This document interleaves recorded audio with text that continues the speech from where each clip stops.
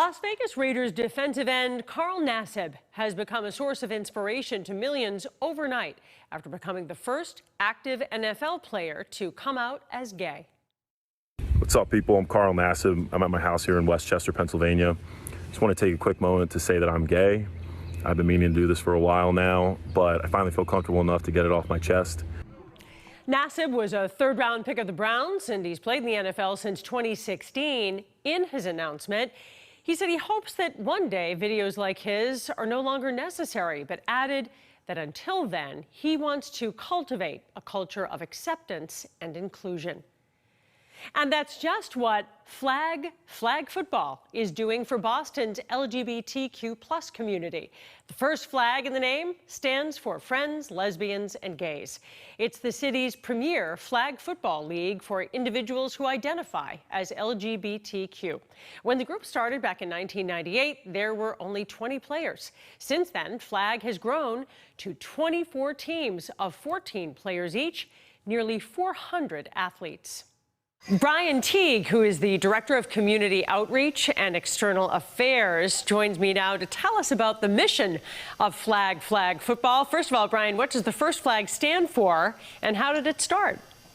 The first flag stands for Friends, Lesbians, and Gays, and our league started over 23 years ago with just 24 guys playing football, and we have expanded into a league with men, women, and allies in the LGBT community. And right now we saw almost 400 people playing in our league in the fall and spring season in the spring and summer of 2019. Wow, 400 is quite a lot. We know the power of sports to bring people together, unite them in a common purpose. Why is that especially meaningful, do you think, for this group of individuals? Well, I think that throughout history, the locker room and the sports field hasn't always felt like such an inclusive place for many members of the LGBTQ community. So we really look to come together as a community and really tackle stereotypes to bring people together through sport. And what are some of the challenges that you've faced? So one of the challenges is, in our early days, getting people to play. 23 years ago, we were not in the same place that we are today in terms of equality. There was no marriage equality.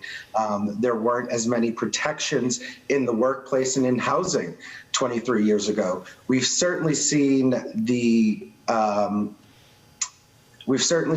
things come a long way. Sure. But in the beginning, just getting people to come out who wanted to be identified as LGBTQ was a major hurdle. Yeah. Now we're seeing, folks coming out of college who played as out college and out high school athletes joining our league. And really, it's amazing to see the parallels from where we were to where we are today. A whole new ball game, if you pardon the pun. And yes, I know you put on events like the Pride Bowl, the Rosie Bowl. Tell us about some of those events.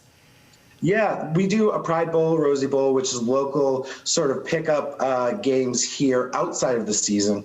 But we also have 4 teams going to the National Gay Flag Football playoffs this year with sponsorship from the New England Patriots. The New England Patriots were the first pro NFL team to sponsor a gay flag football team. And so with their support, we're able to go and represent Massachusetts and the greater New England area in the flag playoff bowls. Wow. How many people can get involved? Can you accommodate? And what are your hopes as you look toward the future? Yes, every year we have a wait list that grows more and more. So we are trying to come up with unique ways to accommodate as many people that want to play that can.